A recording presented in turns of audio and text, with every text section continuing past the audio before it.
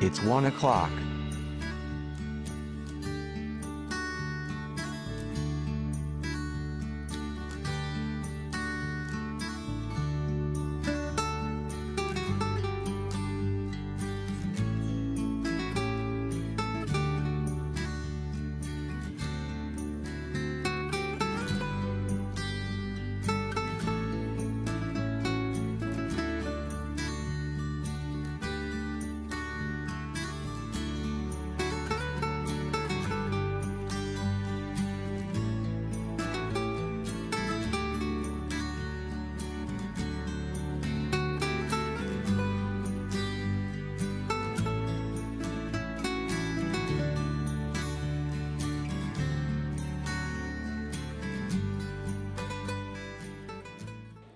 So, I will just announce to the people that as of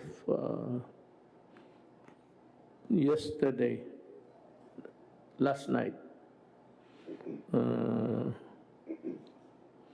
there were 34,178 total number of active cases sa COVID.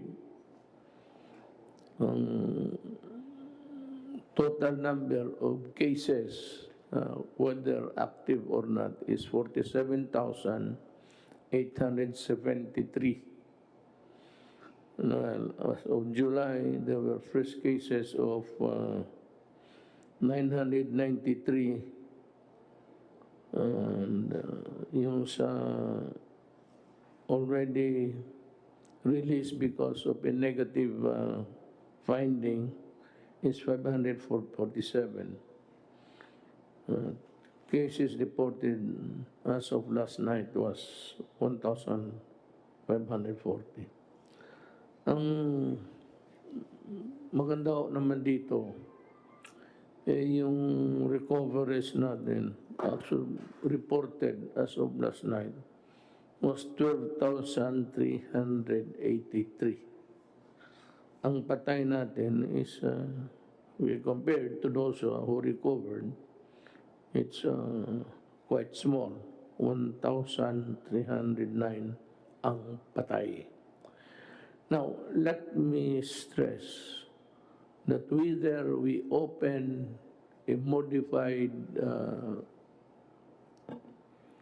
lockdown or we totally open it in wild abandon, kagaya ng Amerika pati Brazil, ang mga presidente doon medyo matatapang. Baka may pera, ito si Bolisuro.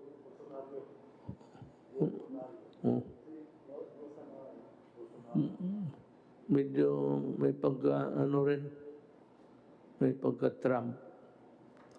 And devil may care attitude. Tayo hoong pobre, we cannot afford really a total epidemic or pandemonium. Mahirap tayo. Hindi tayo pwedeng sumugal.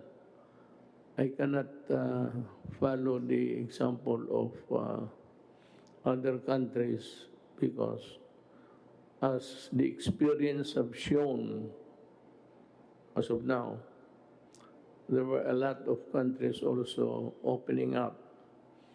And first was Japan, then Korea, followed by China and the United States. Now, what really happened in these countries was that although they opened their economy for money to come into the government coffers, ang nangyari is there was a spike. They would have a problem of almost a relapse. Parang relapse in the totality of the number. Iyon ang mahirap. Now, we do not even know if the number of 34,178 of active cases is still a part of the first wave, or have we arrived at the second wave? I don't think so. We are still grappling with the first wave. So, mga kababayan ko, ginusto ko man, ako mismo personal, gusto ko nang lumabas. Ayaw ko nang magpapigil. Kung gusto ko nga, magkipag-away na ako. Ang problema is, yun ang gusto ko. Pero ang gusto ko, hindi makapabuti sa ating lahat. And that is true for your choice and my choice. And so we have to be very circumspect in the opening of the economy.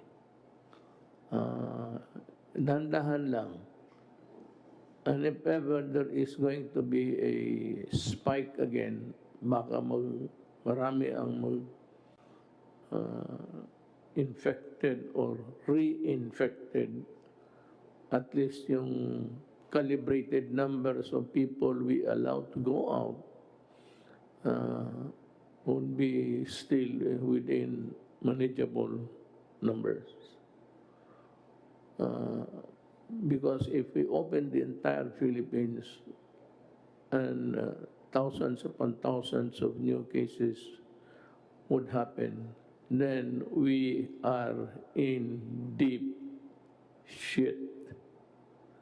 Talagang mahirapan tayo. Una-una, wala tayong pera.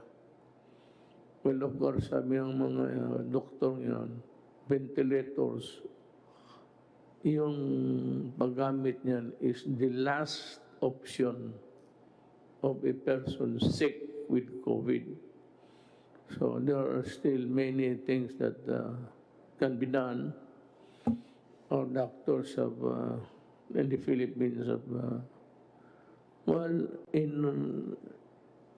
innovated some sort of just meeting the crisis halfway. Some have resorted to melatonin, others have, pero yung quinine ay talagang, this was debunked by experts all over the world. It's not really for the use of COVID-19. Now, you want to know the places which have been declared modified or has been changed. But this is a very dynamic thing. It can change every day depending on the numbers. And of course, upon the assessment of our health authorities. So I'll give the floor to Secretary Doggett to enumerate to you the places that have been modified total noon. Ngayon, makalabas kayo, and who are the sectors of society who would be allowed a little bit of a leeway, an elbow room to move. Hindi lahat ito. Sabi ko nga, I'm sorry but I cannot really, kumbaga, bitawan ko kayo. I will remove the leash. Leash yung tali. Takulaan na kayo kasi hindi ko kaya ang the resultant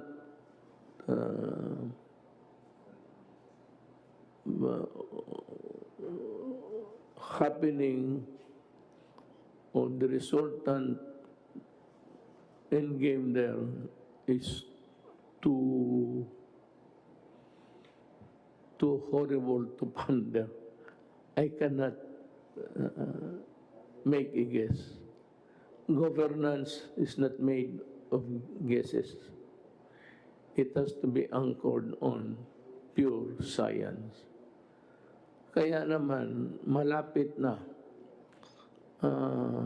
I'm confident that by our readings of other countries who have much improved their scientific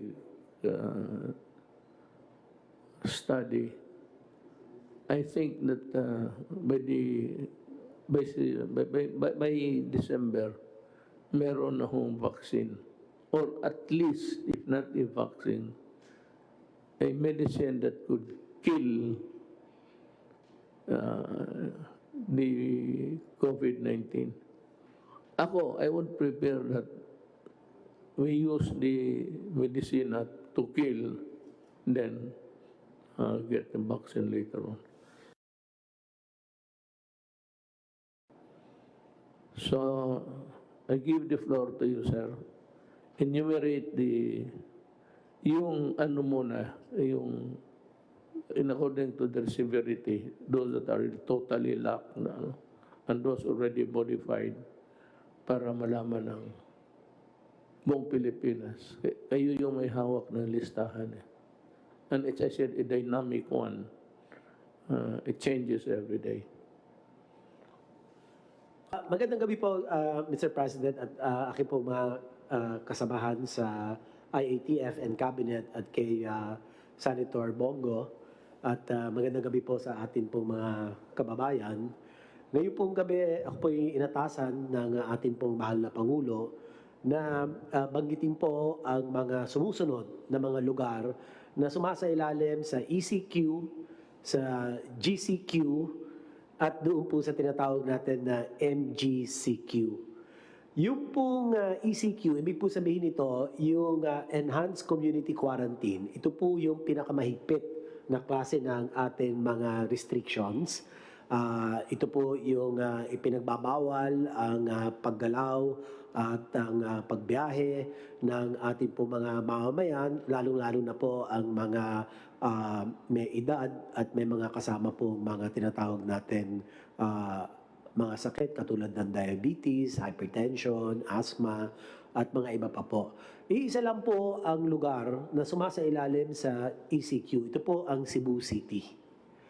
Ang susunod naman po ang ating General Community Quarantine. Yes, sir.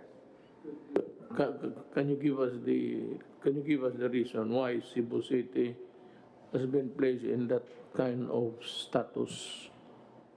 Nilagay po natin ang Cebu City under ECQ dahil po sa malaking pagtaas po ng bagong kaso ng COVID-19 at ang kanila pong noong nagpasya ang IATF at inaprubahan po ninyo, Mr. President, ang case doubling time ng Cebu.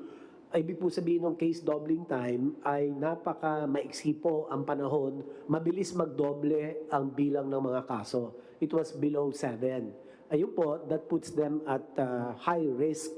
Isa po yun. Pangalawa pong dahilan ay yung tinatawag po natin critical care utilization rate, yung pong mga hospital nila, yung pong kanilang ward beds, yung kanila pong isolation beds, yung kanila pong ICU beds, at saka yung pong mechanical ventilators po nila, mataas po ang kanilang utilization. So ito po ay signal na talagang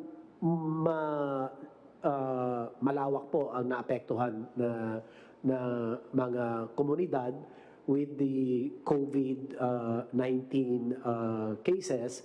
So nagpasya po tayo na gawin pong ECQ para nang sa ganon mapigilan, magkaroon part of the containment strategy, Mr. President, para mabawasan ang reported new cases. At ngayon naman po, yun na po nangyayari, Mr. President. Meron po tayong report, but this is with Secretary Roy Simatu. We will get the official report soon, Mr. President. So dalawa lang po yun. Ang kanila pong case doubling time ay masyadong maikse, less than 7 days, that puts them at high risk and the critical care utilization rate mataas po ang kanilang paggamit. Ibig sabihin na overwhelmed na po yung kanilang health systems capacity. So dalawa lang po kung bakit sila inilagay under ECQ, dahil nga po yung kaso nila tumalon, Mr. President, masyadong malaki po itinaas. Sir, may I just comment, if you'd allow me? Earlier, in the days during the inception of the COVID-19, I had an occasion to observe different places in the Philippines. Sad to say, it is the province where I come from. And that is why I warned the residents there that they should not take it against me. We had all the warnings in place, and the police were very strict. But following the national direction, but it could only arrest so many so much. Ang nahalata ko kasi, sir, Cebu, nonchalant sila during the critical days sa pagputok nito. People were partying, gambling outside of their houses, in Talisay, that's in Cebu. Basta para sa kanila, baliwala. And sabi ko nga, kayong mga Cebuano, huwag kayong magalit sa akin. I'm a Cebuano and I have every reason to be concerned about the welfare of the province of my father. Ang sinasabi ko sa inyo, nawarningan ko na kayo noon that yung Cebu guys are taking the warnings of the national government nonchalant. Maragway na hitabo sa Binisaya pa, di mapod mo. Maragway mo too. Unya, nakita na ko, from all indications, gikan sa footage, pakuhaan ako ang kamera sa gobyerno. Aba, wala yun. Maragway, wala warning, wala tanan. Also, muna na ikaroon. Ang akong kuhan sa inyo, higay mag-ulo. Dili to sigurong, except those who are really infected because they had to go out, they had to work, or if perchance, talagang tinamaan. Ang ayaw ko doon, sir, sa Cebuano, yung mga taong nag-iinuman, nagsusugal, pati nagparty. Panghuli lang na sasabihin ko po kung bakit ang Cebu City ay pumasok sa ECQ, nag-escalate to ECQ. Yung particular sa isolation beds po nila, 90.6% ang kanilang utilization. And that puts them at very high risk. At ang kanilang ICU beds, ganun din po, 84.6% ang utilization. High risk din po. Kaya yan po ang dalawang dahilan kung bakit ay ibinalik po natin sila sa ECQ. Ganun pa man, ang nag-inspect po ang IATF at ang National Task Force with our chief implementer, guiding and assisting the chief overseer of the Cebu City pandemic COVID-19 management, si Sec Roy po. At doon po ay sinabihan po namin ang liderato at ang mga iba pong mga ahensya na talagang paigtingin po nila yung containment strategies po nila, Mr. President. So yung containment strategies, ang nakapaloob po rito ay ang mga sumusunod. Unang-una, ang pinaigting na isolation, detection, isolation of cases, tapos ang contact tracing, testing, and treatment. So Ito po ay mariin na sinusunod po ng leadership ng Cebu City. Kaya we will be reporting in the next meeting with you, Mr. President, showing a downward trend in the number of cases.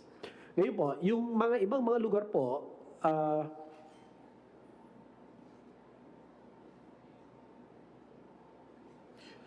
yung mga nakapaloob po sa GCQ or General Community Quarantine ay ang NCR, ang Benguet, ang Cavite, Rizal, Lapu-Lapu City, Mandaue City, Leyte, Ormoc, Southern Leyte, at tatlong lugar po sa Cebu Province, ang Talisay City, ang Minglanilla at Consolacion.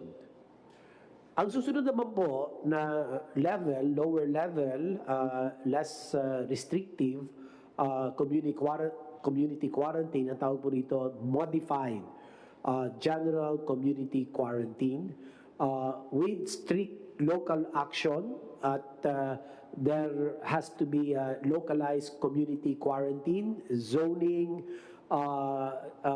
strict enforcement of minimum health standards, scaling up of health system capacity, such as isolation facilities of overseas Filipinos, the locally stranded individuals, as well as close contacts. The provinces and the regions under MGCQ are the following. For CAR, Cordillera Administrative Region, we have Abra, Baguio City, Ifugao, Kalinga. For Region 1, Ilocos Norte, La Union, Pangasinan. Region 2, we have Cagayan and Isabela. Region 3, Bataan, Bulacan, Nueva Ecija, Pampanga, Angeles City. For Region 4A, meron po tayong Batangas, Laguna, Quezon, Lucena City. For Region 4B, ito po ang Palawan, Puerto Princesa City. Region 6 po, o Region 5 rather, Albay, Camarines Norte, Camarines Sur, Naga City. Region 6, meron po tayong Capiz, Iloilo, Iloilo City, Negros Occidental, and Bacolod City. For Region 7, kasama po rito ang Cebu Province, ang Bohol, at Negros Oriental. Region 8, Tacloban City, Western Samar. Region 9, Zamboanga City, Zamboanga del Sur. Region 10, Bukidnon, Misamis Occidental, Misamis Oriental. Cagayan de Oro. Region 11, Davao del Norte, Davao del Sur, Davao City, Davao de Oro. Region 12 po, kasama ang Cotabato, ang South Cotabato. Region 13 or Caraga, Agusan del Norte, and Butuan City. Samantalang po ang Bangsamoro Autonomous Region of Muslim Mindanao or BARM, kasama po ang Lanao del Sur and Maguindanao. Yung pong susunod na kategorya or classification, risk classification ng MGCQ na lower risk po, the rest of the Philippines. Lahat na po ng lugar sa labas po ng aking mga nabanggit, sa ECQ, sa GCQ, and the modified GCQ ay nakapaloob po sa tinatawag natin low risk, modified, general community quarantine. So, ilan po, Mr. President, ang aking pong naitala na mga lugar po batay po sa inyong kautusan. Maraming salamat po. So, nandiyan ho yun. The Secretary of Health has given us the places where there are different kinds of quarantine that are being implemented.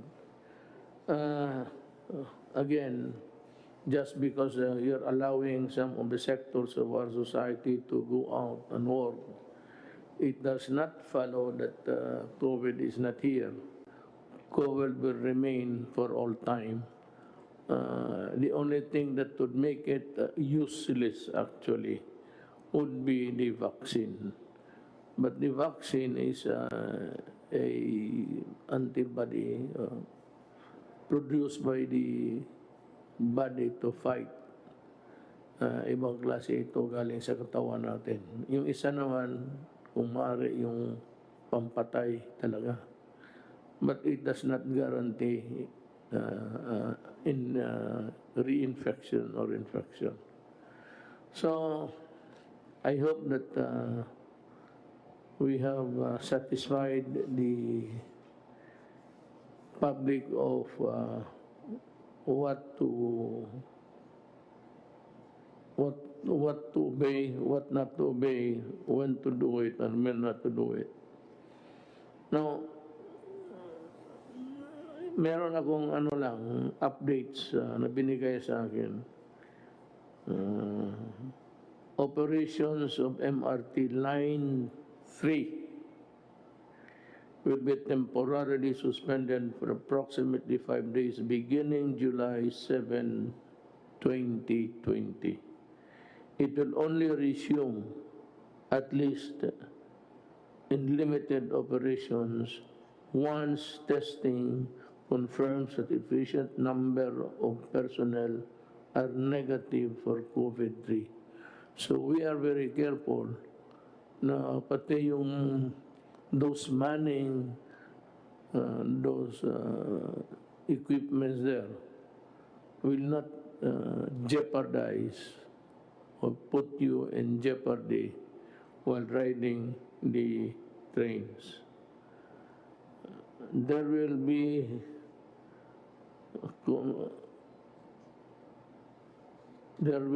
a shortage at the beginning, but we will augment it with the number of increased buses using the line. Itong suspension of non-essential travel by Filipinos is now lifted. All exit travel restrictions are also lifted. Conditions for outbound travel of Filipinos. Yung Pilipino na gustong lumabas sa bayan niya, ito lang ang tandaan ninyo. And you can call us again, and we would be happy to repeat it to you again. The conditions for outbound travel of Filipinos are as follows.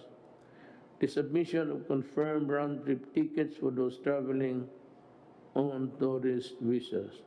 This is not only a mandate dito sa Pilipinas.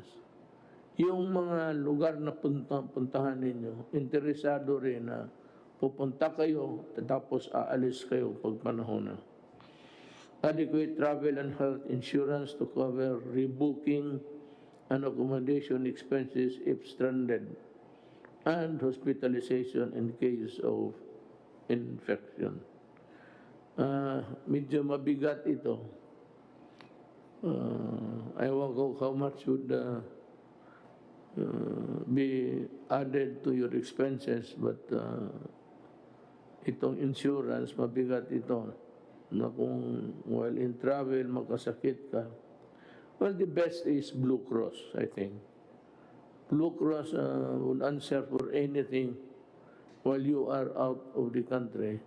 Anything at all. You get sick, and you can choose even, I think, the hospital that you'd be checking in. Ano ito? But this is a very expensive proposition. Tayo, hindi tayo maka-afford nito. Yung ano lang. The Blue Cross is almost like a membership. Ito naman, ano lang ito, pangkaraniwan lang sa travel. Allowed entry by the destination country na puna with travel, health, and quarantine restrictions. Ito nga kaya hinihingi na dito ngayon. Execution of a declaration acknowledging the risk involved in traveling, including the risk of delay in the return trip. This is so because COVID is still rampaging. Is there anybody who'd like, Secretary Galvez, you'd want to say something? Sure, Mr. President, our Phase 2 of the new National Action Plan has been approved by the IATF last Thursday. And in order to address the resurgence of COVID and also make an opening on the economy, we have already formulated the plan. And with your indulgence, sir, we can present it to you, sir. Go ahead. Sir, Mr. President, it is my honor to present to you and the public the salient points of the second phase of the National Action Plan, which was approved by the IATF last Thursday. It has 3 imperatives. The first imperative is the people's compliance and vigilance to the minimum health standard or the principles of people support. One of the major imperatives of the NAP is the changing people mindset that the success of our campaign is basically anchored on the people's support and active participation and vigilance to strictly observe and promote the minimum health standards and disease prevention. As you have said, Mr. President, that we have to concentrate on prevention. Since prevention will not only save more lives, but also save our critical resources.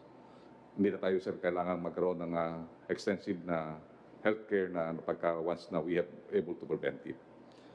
During the phase 1 of our campaign, Mr. President, we have seen that the areas with unity of command and unity of effort, we were able to manage and contain the spread of the COVID-19.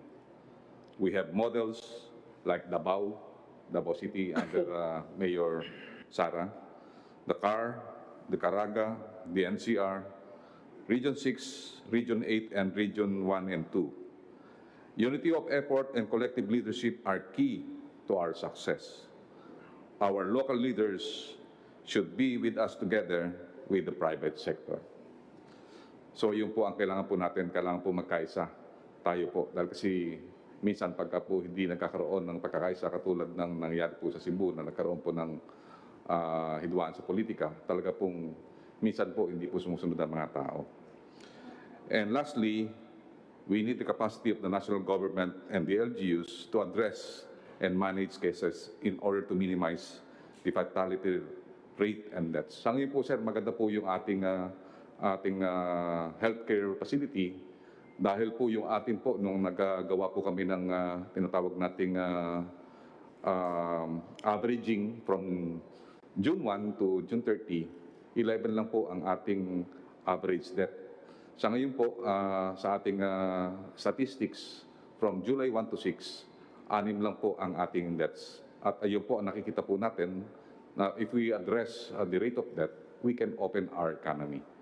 Yun po ang pinaka-ultimate objective po natin, that we have to manage the death. Like the other countries like Vietnam and also Israel, that we were able to address that. John, and you have something to say? Magandang gabi po, Mr. President. Doon po sa ulat ng ating Secretary Charlie Galvez ay binigyan niya po ng emphasis ang role ng ating mga local government units.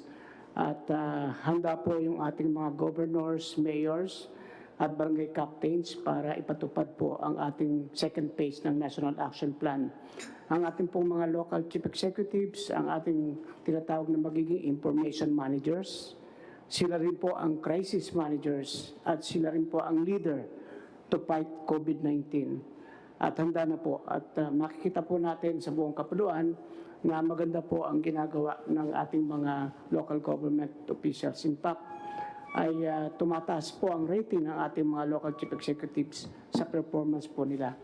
Nais ko na po kayong bigyan ng ulat sa iniatas ninyo sa akin tungkol sa pag-alaga sa ating mga LSI.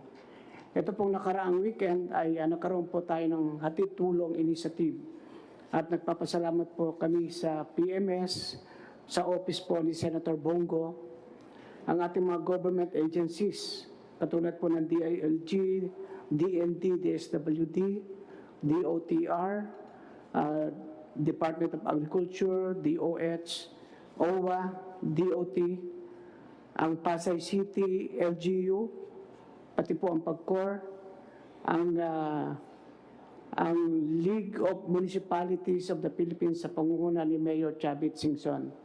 Sa dalawang araw na po ito, July 4 and July 5, ay nakapaghatid tayo ng mga LSI sa iba't ibang region, mula po sa CAR, Region 1, Region 2, Region 3, Region 7, sa Bohol po specifically, sa Mimaropa, Region 10, Region 11, Region 9, Region 12. At sa buong weekend po na to, ay gumamit tayo ng 92 buses, isa pong barko at isang PNR train. Nakapaghatid tayo ng 4,180 LSIs. Ito po ay part 1 lang sapagkat habang nag-uusap po kami ni Senator Bongo, meron po tayong gagawin uli na another hatid tulong program. Maaari ito po ay sa last week po ng July, kapag po natapos na rin yung mga naka-quarantine sa ngayon, bunga ng mga inihatid nating LSI. At katulad po ng sinabi ninyo, wala pong LSI na matutulog sa kalsada. Lahat po ito ay kinukuha natin at dinadala po natin sa ating mga maayos na lugar. Dito po sa Villamor Air Base Elementary School, sa Philippine Army Wellness Center, dito po sa isang part ng Libingan ng Bayani, sa MP Battalion, sa Philippine Ports Authority, pati po sa NAIA Terminal 3 at NAIA Terminal 2. Sa July 6 at July 7, naulat po natin, meron tayong 5,296 LSI. Ang 3,820 ay naispasakay na po natin sa mga eroplano at barko. Kaya ang natitira na lang po ay 1,476. At ito po ay naaruga natin at binibigyan po natin ng pagkain at maayos na tutulugan. Ito po yung mga merong mga tickets na stranded. Yung pong mga dumarating na walang ticket at wala pong kasiguraduhang makakasakay dahil walang ticket, inihatid po ng ating kapulisan ito sa kanilang mga bahay at kinukuha po yung kanilang contact number para po sa susunod na hatid tulong program ay sila po yung priority para po maihatid natin sa kanilang pupuntang probinsya. So ito po yung ating tulong sa LSI sa base na rin po sa inyong pinag-uutos. Doon naman po sa ating update sa mga ating kinasuhan para po sigurado na walang mag-aabuso ng mga lokal na opisyal. Sa barangay officials po ay meron tayong 182 admin cases.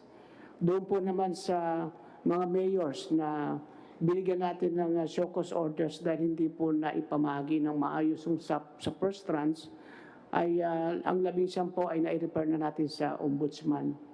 Sa criminal cases naman po ay out of the complaints from 596 citizens, ay meron pong 886 suspects na mga local government officials. 364 ang elected at ang natira po ay mga appointed. At meron na pong 195 cases na naipile sa fiscal office. Ito po ay tuloy-tuloy. Kasama na rin po yung mga pasaway na gumawa ng violations dito sa Cebu City habang ito po ay nag-ECQ. Katulad po nung pagkakandak ng piyesta, pagsusugal, at saka pagpuprosesyon. Ito po ay gagawin natin sapagkat kailangan po talagang sumunod ang ating mga kababayan sa ating sinasabing minimum health standards. Ito po talaga ang susi para maiwasan na ang contamination. At hinikayat din po natin ang ating mga mayors na magpasa ng ordinansa para pare-parehas po yung pagpapatupad na ang lahat ng violators ay dapat po ay maparusahan ng pagkakulong para ito po magsilbing aral at huwag nang magbabiolate. Kung ang lahat po ng ating kababayan ay nagsusot ng mask, nag-o-observe ng physical distancing at naghuhugas ng kamay, may iwasan na po ang paglaganap ng COVID-19. Yan lang po, Mr. President. Maraming pong salamat. Thank you. Well done. John Lorenzana, you have something to say before we call to wrap up the...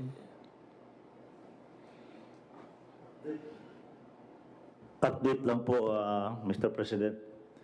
doon sa ating pinagkakaabalahan ngayon, yung mga bumabalik na mga Pilipinos. Yung una po ay yung mga returning overseas Filipinos na yung bumabalik na rito. Sa kasalukuyan ay meron na tayong naibalik sa mga probinsya nila na 48,099. By land transport is 19,791. Yung air transport naman 23,899 at saka sa barko 4,499. Yun naman sa ating mga overseas Filipinos, yung dumarating galing sa ibang bansa na nawalan ng trabaho, ay sa ngayon meron tayong naibalik sa mga probinsya na 75,895. So wala na po tayong mga backlog ngayon. Ngayon po ang data ngayon araw na ito. Nabanggit na po ni Secretary Anyo yung LSIs at saka yung balik tulong. Isa na lang po aking babanggitin yung mga Pilipinos na nasa Sabah na gustong ibalik na ng Malaysia sa atin. Ang bilang po noon, ang total bilang ay mahigit pong 5,000. Yung unang batch po ay dumating na noong Sabado. Nagpunta kami doon ni Secretary Galvez at saka si Secretary Roque. Pagkatapos po natin manggaling sa Zamboanga, Kanambagahan, nagpunta kami doon. Yung first batch ay 395 Filipinos. Karamihan po ito ay taga Bungaw, Tawi-Tawi. So ito pong barko natin na pumupunta ng Sabah ay every 2 weeks ay magkakahakot nitong mga Pilipino na to. Karamihan po sa kanila ay Tawi-Tawi, Basilan, at Zamboanga, at saka yung iba naman sa ibang mga lugar. Nakausap na po namin yung mga provincial government na tanggapin nila itong mga tao ito dahil sila po ay COVID-free na. Bago sila umalis sa Malaysia ay na-testing na sila doon sa pamamagitan na binayaran na ng DOH yung kanilang testing doon. Lahat po itong 395 na umalis ang dumating nung Sabado ay COVID-free sa testing po. Yun lang po, Mr. President. Thank you. Thank you. You might wrap up the today's session with yung sa task force, the different matters that you took up for the rest of the week. Yes, sir. Dalawang bagay lang po. Kasabay po ng ating part 2 ng ating plan of action, magkakaroon po tayo ng major change also in our communication. Sinimulan niyo po ngayon dahil ang binasa niyo po ngayon ay yung active cases. Kabahagi po yan ng ating bagong strategiya sa ating communication. Ang communication po natin ay marami na tayong natututunan tungkol dito sa sakit po ng COVID-19. Gagamitin natin yung natutunan natin para mapapagal pa po ang pagkalat ng sakit at gagamitin po natin ito, gagawin natin ito dahil kinakailangan na nga pong mabukas na ekonomiya. So habang nagbubukas po tayo ng ekonomiya, palalakasin pa po natin ang T3, ang testing, tracing at treatment. Poprotektahan po natin ang vulnerables dahil yan naman po ang natutunan natin sa mga ibang bansa. Karamihan ang namamatay ay mga senior citizen, mga buntis at may mga sakit. At papapatuloy po natin ang localized and granular lockdowns. Now, pagdating po sa communication, yung ginawa po ninyo, nauna na po ang PMS, na-implement na po nila, pwede ba kung pakita natin yung aking slides ngayon? Ito po yung slides na ginamit natin kanina for the first time sa ating press briefing. Mapapansin nyo po, bago na rin po yung ating, hindi po yan yung COVID-19 updates. Sa COVID-19 updates, yung kakalipat ko lang, yung finorward po natin sa hindi po yan, back pa. Sa una po, yung COVID-19. Makikita nyo po sa COVID-19, yan, yung unang-unang part. Yan. So, actually po, yung binasa nyo po kanina is 32,845 active cases. So, actually, in-implement na po ng PMS. Kaya po natin sinasabi na active cases kasi baliwala na naman yung mga hindi aktibong cases. Talaga pong tataas ang numero habang wala pong bakuna, habang walang sakit. Pero ang importante po, malaman natin kung ilan ang active cases. Sa susunod na slide po, makikita natin yung recoveries kaagad. Napakataas po ng recoveries, 12,185. At binibigyan po natin ng emphasis na ang deaths ay pakaunti po ng pakaunti, 1,303. Susunod na slide po magpapakita na in fact, ito po yung tinatawag natin positivity rate. Yung kada 100 na taong tinetesting, ilan ang merong sakit na positive sila, ang bansa po natin ay 7% lamang. Ang benchmark po ng World Health Organization ay 10%. So we are well within po the benchmark. Tapos ipapakita po natin yung mga datos na nagpapakita na epektibo naman po ang ginagawa natin laban sa COVID-19. Ang pinaka-importante po, ito pong graph neto, itong ating mortality rate na nagpapakita naman po talaga na patuloy po bumababa. Sa katunayan po, ang ating mortality rate ngayon ay 2.9%, 1,290 as of July 5 ang ating mga death rate. Pero ang global average po ay 5.5%. So halos kalahati po tayo ng worldwide average. Pagkatapos po, i-remind natin yung taong bayan na kung hindi po tayo nag-lockdown, hindi tayo gumawa ng lahat ng hakbang, ang estimate po ng UP, kung hindi tayo nag-ECQ, meron na po sanang 3,600,000 na katao na nagkasakit. So bagamat tumataas po ang numero na nasa 40,000 plus tayo, kung hindi po tayo gumalaw ng maaga, 3.6 million po ang dapat na nagkasakit. And then, ito naman po yung mga naging gains natin dahil nga nagsarado tayo. Napainting natin yung ating lab testing capacity noong Marso 2000. Ngayon po, July 5, meron tayong 74,304 lab testing capacity. No? And so pataas po, at ito po yung to dispel doubts na nagkukulang na po tayo ng hospital. No? Yung mga hospital beds na kumakalat na fake news. Ito po yung mga quarantine beds. Ang makikita po natin yung dark blue, yan po yung mga okupado. Yung light blue po, yan po yung mga bakante. At yung gray, yan po yung tinatawag na unreported. Ibig sabihin, pwede pa pong lagyan niya ng pasyente kung kinakailangan. At makikita natin doon sa mga graphs na yon na ang quarantine bed capacity po natin, wala pa pong kalahati. Ibig sabihin, habang nagbubukas po tayo ng ekonomiya, meron tayong sapat na quarantine bed sa paglalagyan ng mga magkakasakit. Pagkatapos po, yung ating PPEs, end of April, 1 million, end of June, na triple na po natin at 3 million. Yung ating sa NCR po, kasi sa NCR po kumalat yung fake news na wala na pong bed capacity, kinakamusta po kayo ni Dr. Sammy Ang, kasi naging viral yung kanyang memo na for internal use only. Ang sabi lang niya, napuno na yung 30% bed capacity allotted for COVID patients. Ang lumabas sa dyaryo, punong-puno na raw ang Chinese General Hospital na hindi naman po totoo. So ang sa NCR po, 28,000 ang ating hospital bed capacity. Ang allotted po sa COVID-19 na dapat 30% ay 8,400. Pero occupied naman po parang COVID patients ngayon ay 3,602 lamang. So malaki pa po, halos mahigit pa kalahati yung ating bed capacity para sa COVID. At ito naman po yung quarantine facility beds. Ganun din po, no? Gaya nung isang pinakita natin, wala pa po sa 1/3 ang okupado. Meron pa po tayong 72% available. Ang mensahe po natin, kaya tayo nag-ECQ, hinandaan po natin, pinalakas po natin yung health system natin para pagbukas ng ekonomiya, maaalagaan po natin yung mga magkakasakit na critical at severe. Pero ang trend nga po, wala pa pong 0.6 ang severe at critical na nagkakasakit. So, habang ang tao naman po ay nag-observe ng minimum health standards, so yung social distancing, wearing of mask, nag-expand ng testing at nag-localize sa targeting, pwede na po natin buksan ang ating ekonomiya. Well, ito nga po yung bagong thrust ng ating communication plan at kayo po ang number 1 communication na tool ng buong Pilipinas.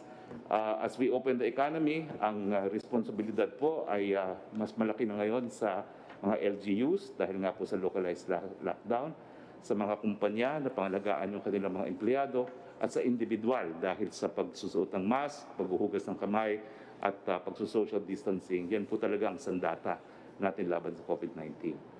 Ang statistics po, ang pagsusuot ng mask, it can lower the probability of acquiring the disease by 85%. Ang social distancing po, it can reduce the probability by as much as 80%. So, ang balita po natin talaga is tumataas ang kaso. Ito po expected habang walang bakuna. Pinaghandaan po natin to. Sapat-sapat po ang ating mga kama para sa mga magkakasakit. Pero dahil meron tayong sandata laban sa COVID-19, po pwede na natin buksan ang ekonomiya at magkaroon ng hanap buhay ang lahat. Yun lang po. Thank you. I'd like to thank everybody sa itong ating gobyerno. The gobyerno that's really the cabinet members working for the prompt response that you undertook to alleviate the plight of the stranded Filipinos. Nakakaawa talaga, and it took you just about 2 days to solve the problem. I'd like also to thank Secretary Tugani for his fast action. Alam mo, yan lang ang maibigay natin sa tao, yung hindi masyado mahirapan ang mamamayan. And whenever there is a problem, that we try to solve it as fast as can ever be done. Maraming akong nakita doon sa trabaho ninyo, and I cannot thank you individually now, but maybe someday, in the fullness of God's time, mawala na ito. So we're just waiting for the vaccines, and of course, whatever there is that will hit the market before the end of the year. Sana mawala na ito. Double hit tayo eh. We were hit double whammy. It concerned the health of the nation, pati yung economy. And the only consolation is that we are not the only one. Of course, the rich nation are better off. But at least tayo were able to stop the rampaging COVID on its tracks with our timely intervention, government, especially the medical workers. So maraming salamat sa inyong lahat. Now, if there are no other matters, urgent matters affecting the, let me just give a few words about the terrorism law. Ito kasing mga left, pati itong komunista, they think that we are always thinking of them. They don't even know that we are also thinking of other matters. As a matter of fact, they are the least that we are spending our time. Itong komunista, whatever be the fortune or misfortune of that law now, I'm sure it will be challenged before the Supreme Court.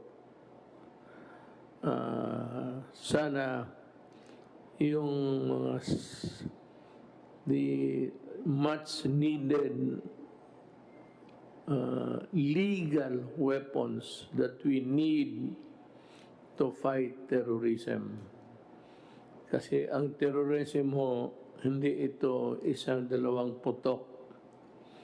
As what happened in Mindanao and in other places, mostly in Mindanao, ang ginagamit kasi nito nila, bomba.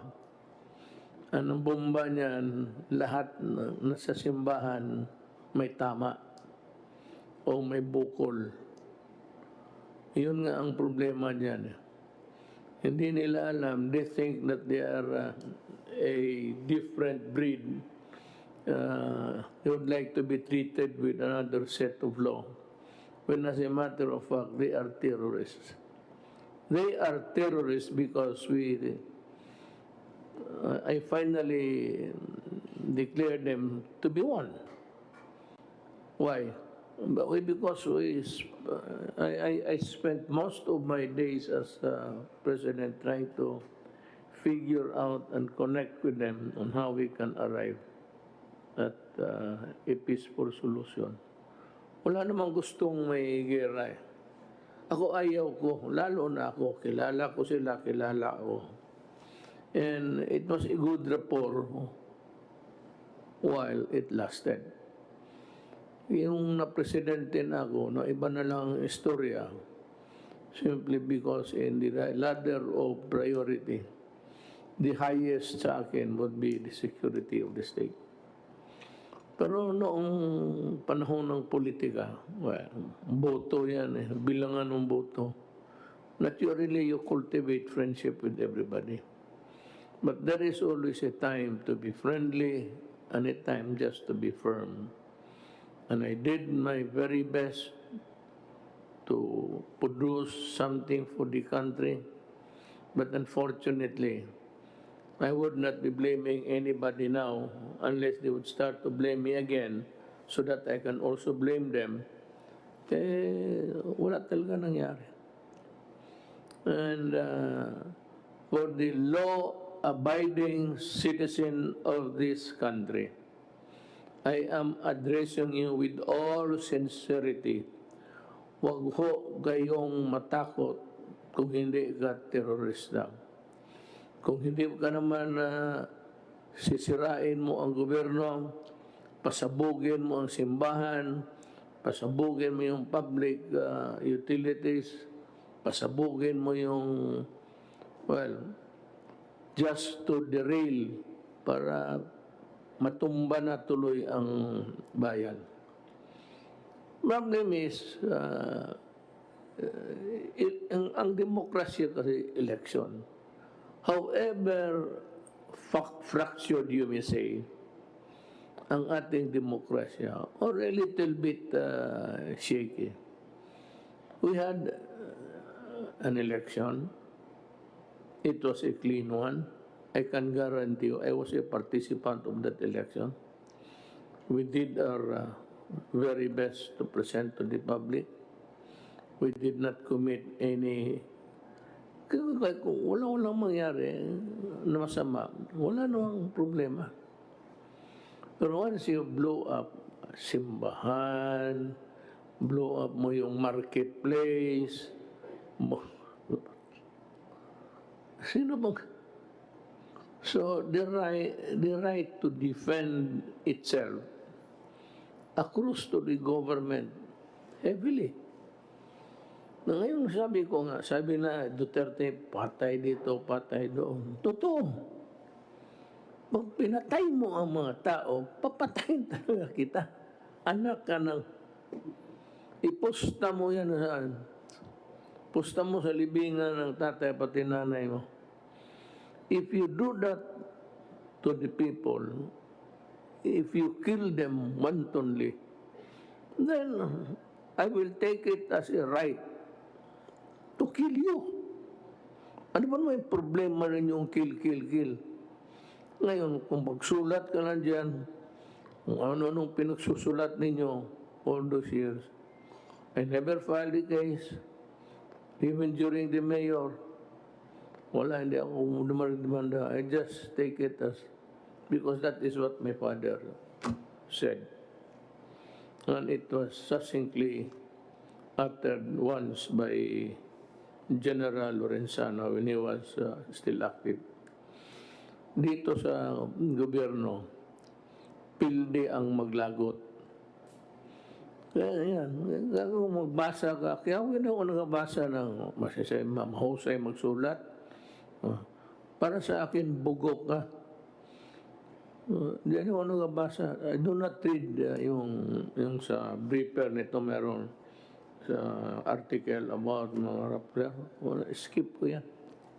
I do not, and the one who gave me that advice early on, when I became mayor, was Mayor Elias Lopez. It's 2 o'clock. He was the ex-mayor at the time. He said, I'll give you one good advice and remember this until you die as a politician. Huwag kang magbasa ng mga locals. Huwag kang makinig niyan sa ano. They're no better off. Malayo yan sa iyo. Kaya ganun yan sila. Kasi wala nang magawa sa buhay nila. Hanggang dyan lang yan sila. Ito kita mo kung ano nangyari dyan sa mga bright girls. Nakakaso, akala nila they can violate the law in wild abandon. Hanggang dyan lang yan. Totoo nga. Kaya ako hindi ko tanong. Ayaw ko. Kaya wala akong sinabi na, basa mo ba yung ano, ako, maganda, hindi. Kung hindi maganda para sa akin, wag na. You're wasting your time. Hindi na kaya bilhin. Matanda na eh. Alam mo bakit? Bigyan mo ako ng ilan? Isang truck na pera? Anong gawain ko sa pera? Sige nga. Sa tanda ko, I hate to travel. You travel, you get COVID. Kaya ba rin mga koleksyon, mga rare, antique, gano'n. Pero yung military hardware, wala ako. Hindi ako mahilig ng yung mga hobby-hobby lang. Travel, I cannot travel anymore. Totoo yan. Wala na yan sa amin.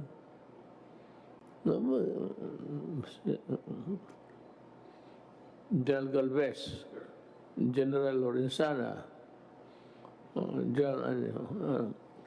tapos they have served the country and they're still serving the country. Why would they destroy their name? Pamagkano ba? Kickback. May kickback mo na 50 million? Kung sabi ka na may 200 million na kickback, ayawan ko. Pero, huwag kayong maniwala. Yan yung mga madudumi yung isip. Yung kaagad nagre-react. Hindi nila naalaman na pagsabi may price difference, tignan mo muna yung history. So because then, if you judge us the way then one of these days, we will also judge you in the same way and with more ferocity. And it will come. It will come. Tayo mga politiko, it will come. Just be careful. Kaya ako, meron pa rin akong mga, not the dossier, but I have some folders in me, given all throughout the years. You will have a dose of your own medicine. One of these days. I'm not threatening you. Go ahead and expose anything about corruption in this government. Sabi ko sa iyo, kung malaki, mag-resign ako. Si Risa is a fraud. Maniwala kayo. Give us time. Too early for you to enjoy yung mga award mo. You are a fraud. Actually.